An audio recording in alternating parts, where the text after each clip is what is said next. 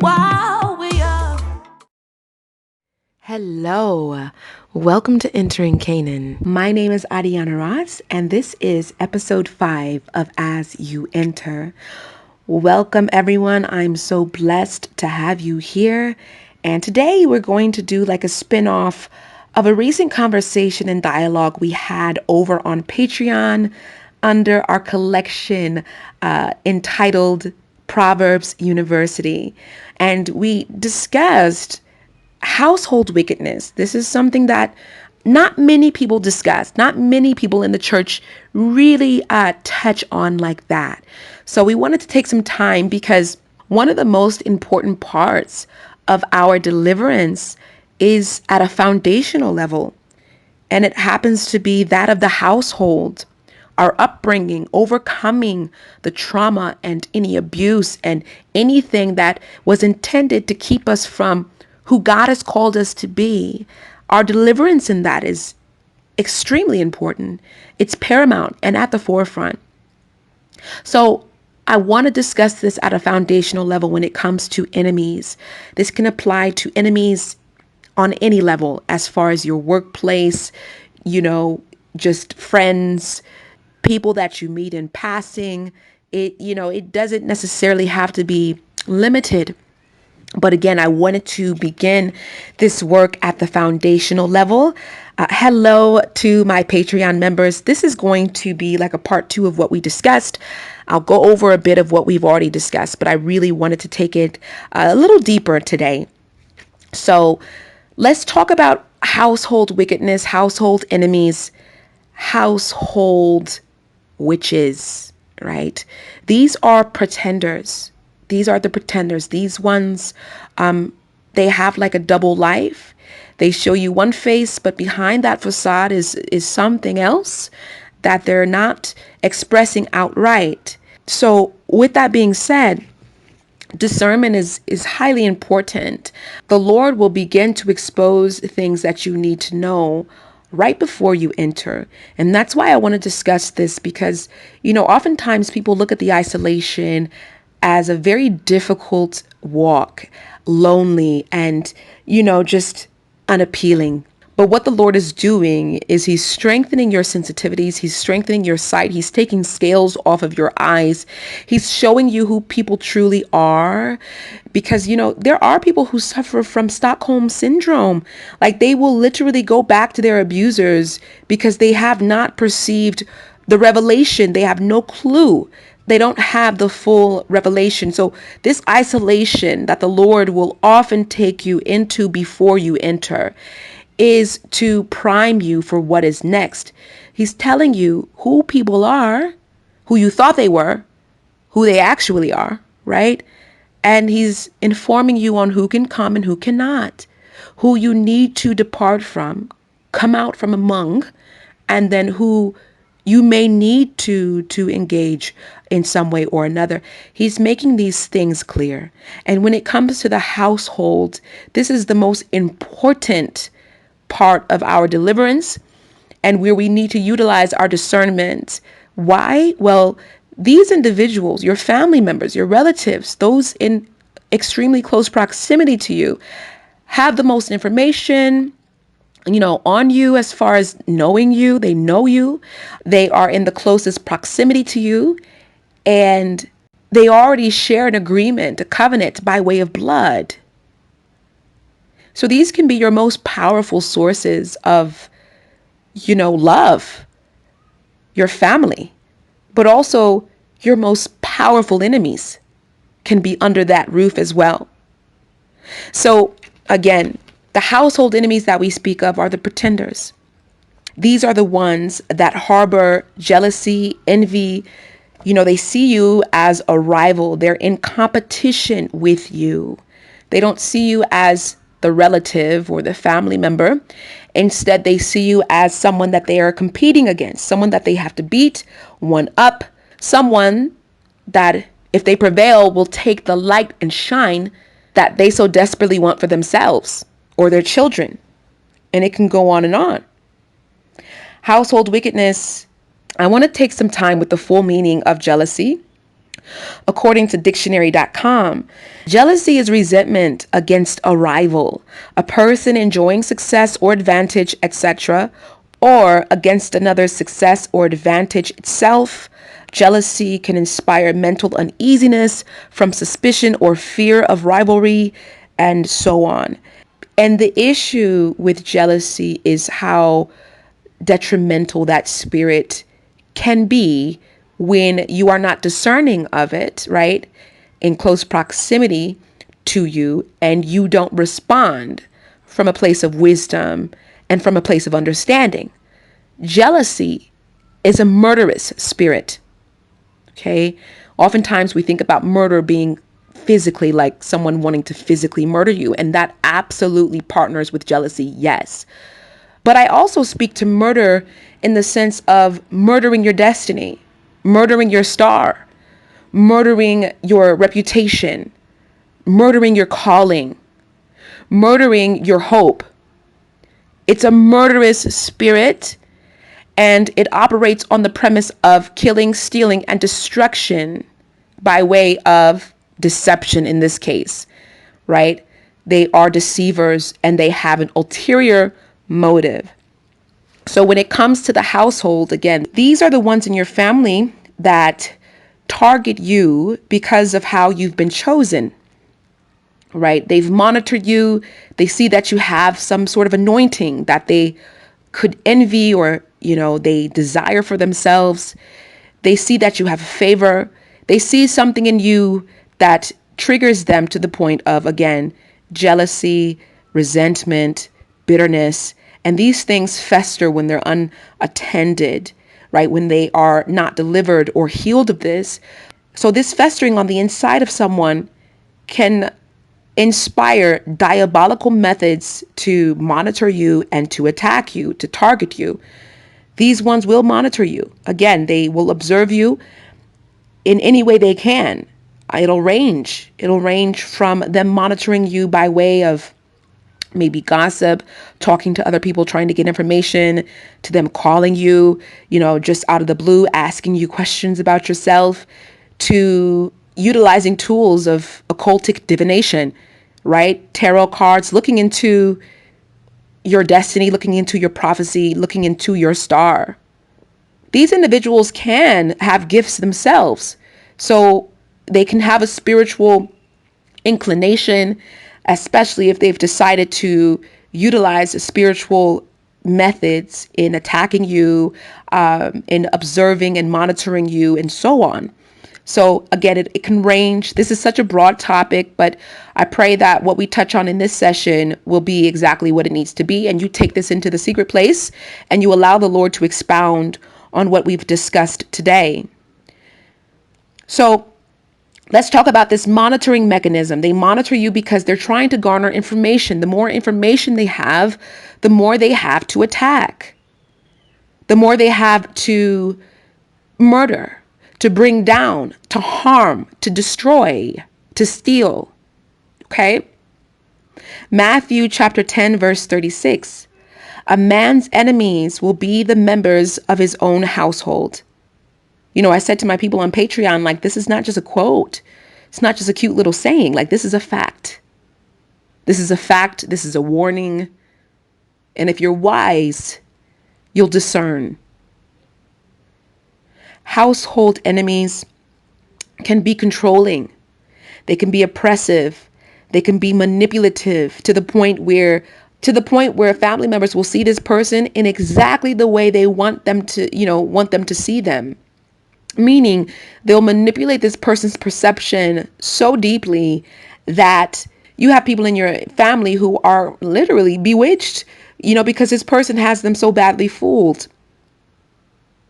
Again, these are quite strong enemies when they are enemies, and they can be extremely detrimental to your destiny, to your calling, to your breakthroughs, if you do not discern, if you don't pray against it. You have to pray when the Lord reveals these things to you. It's important that you pray against it, not them, the person necessarily, but the spirit behind them, the spirits, plural, behind them.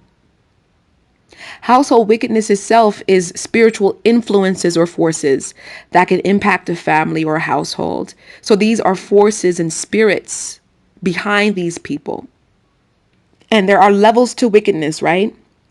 So depending on how wicked these ones are, they will do everything in their power to block you and the brightness of your star.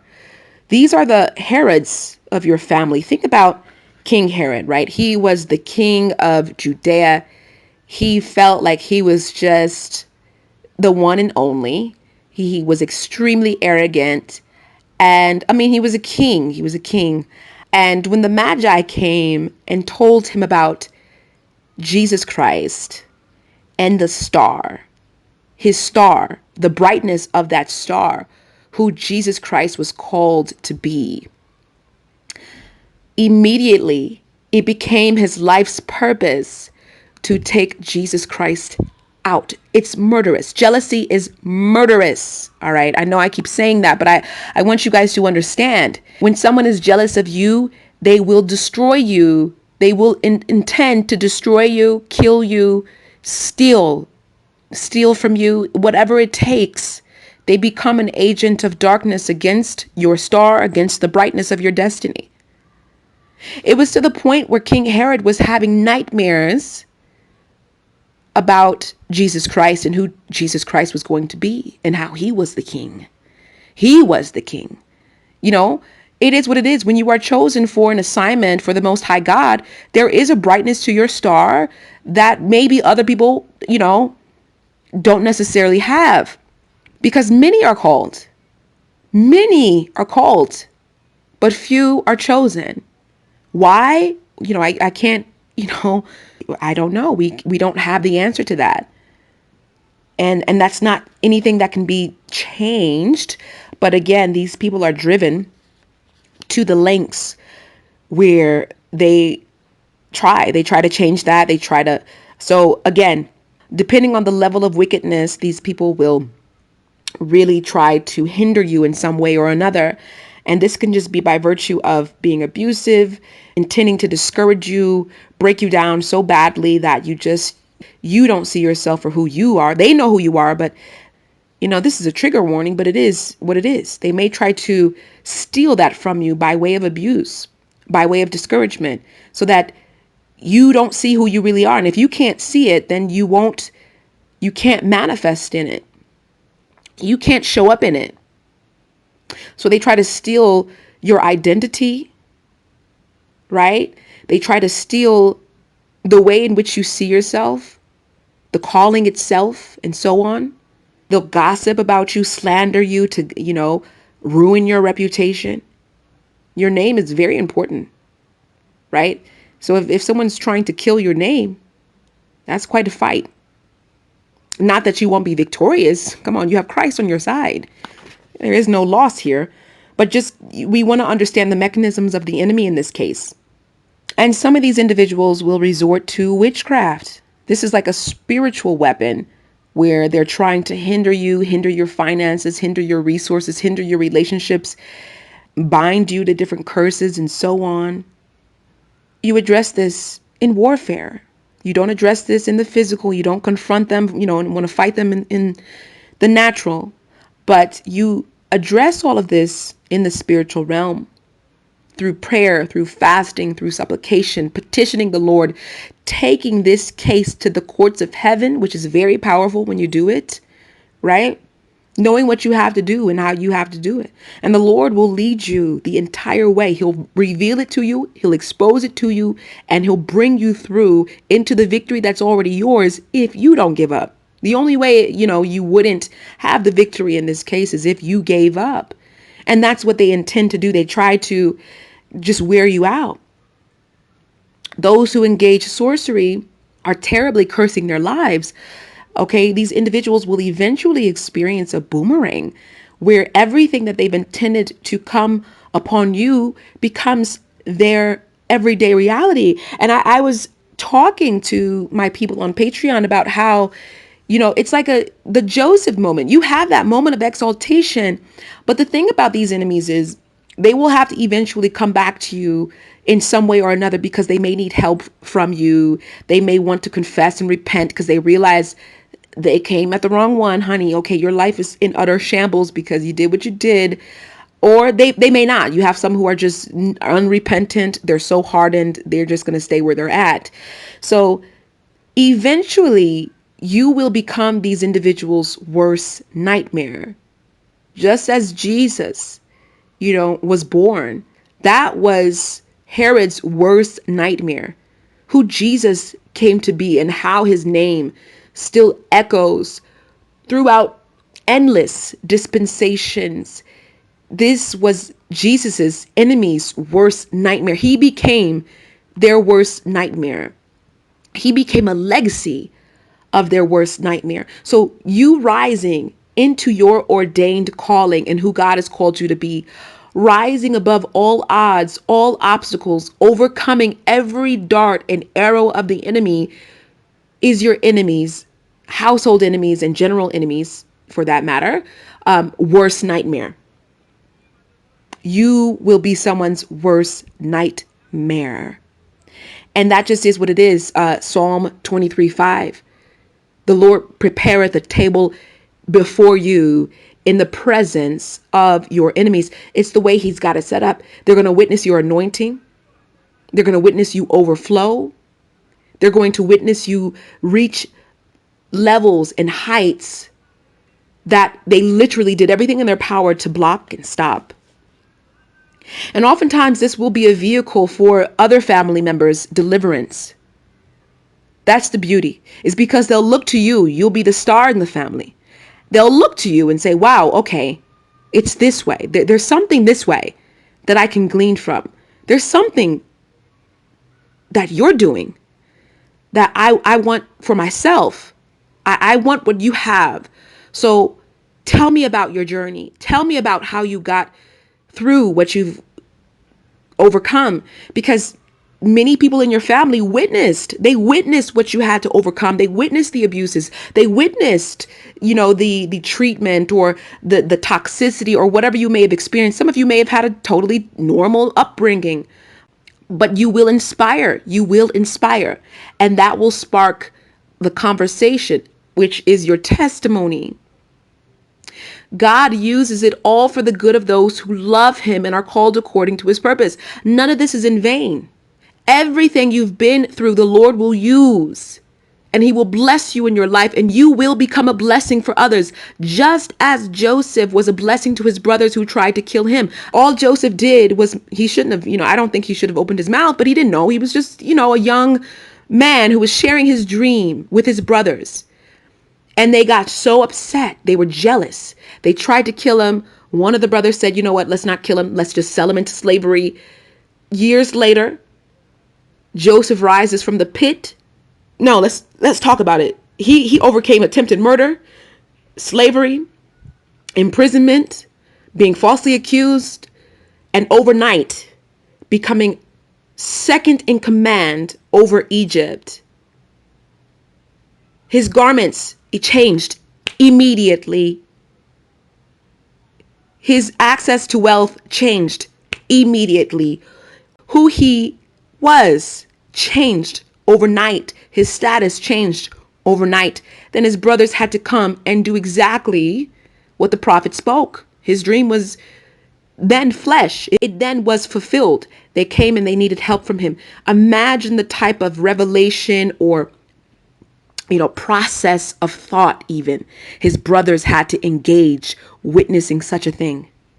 The one person they tried to harm, the one person they tried to kill, the one person they mocked, laughed at, bullied, belittled, thought nothing of, was someone who was an instrument of their deliverance from famine. The Lord uses it all. So I share this with you as we conclude this lesson so that you are empowered. As you enter, you may be closing out a season of isolation, or you may be entering it, exiting it. It all depends on how the Lord works with you individually. But in that place of isolation, right before you enter in, the Lord has shown you who people are. And your responsibility is to, again, create boundaries. Number one, create those boundaries. Pray, counter all of the attacks of the enemy in prayer, right? Sending those prayers against the spirit, not necessarily the person, not necessarily the person. It's the spirits that are using them. And then three, forgiving every single person who did you wrong. Every single person in your family that did you wrong, forgive, forgive, forgive, forgive. If you hold on to unforgiveness, it'll just be a hindrance. It won't allow you to prosper. You have to forgive these people. And the way in which I do it is I remember the person, even if it was a facade. I remember the person that I love, the person that I shared a laugh with. I go back to that moment. Like that's who I'm going to see you as. I'm not going to see you as the spirit that's taken over you in your motives. I'm going to see you as the person that I thought you were, the person that you have the potential to be.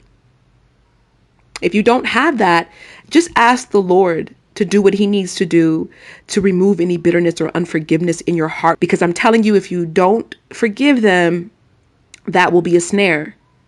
Because when Joseph witnessed his brothers bowing to him, seeking his help, seeking his assistance, how did he respond? I want you guys to just go ahead and do that homework.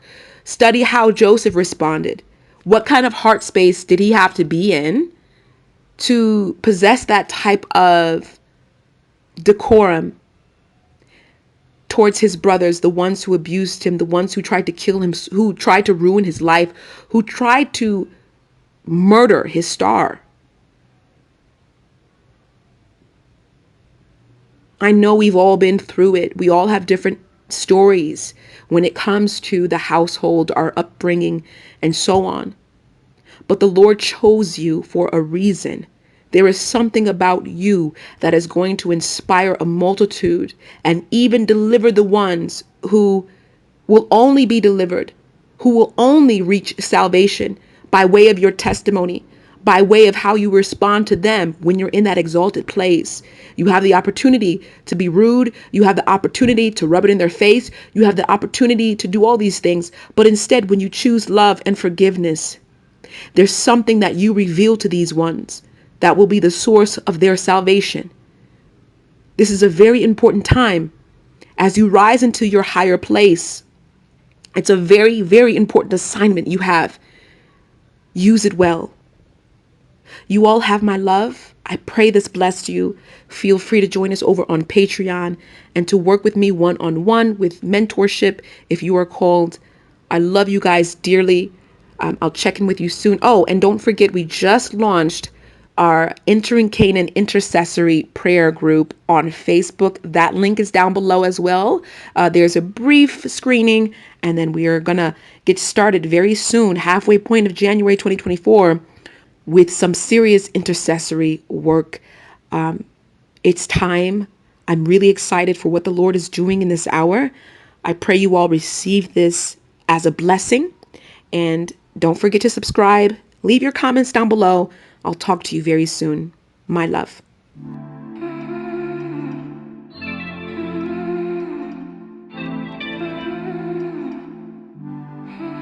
Wow.